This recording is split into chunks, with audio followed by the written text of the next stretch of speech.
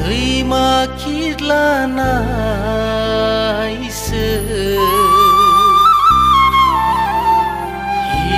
हिन्जावानो हाबा जाखानायसो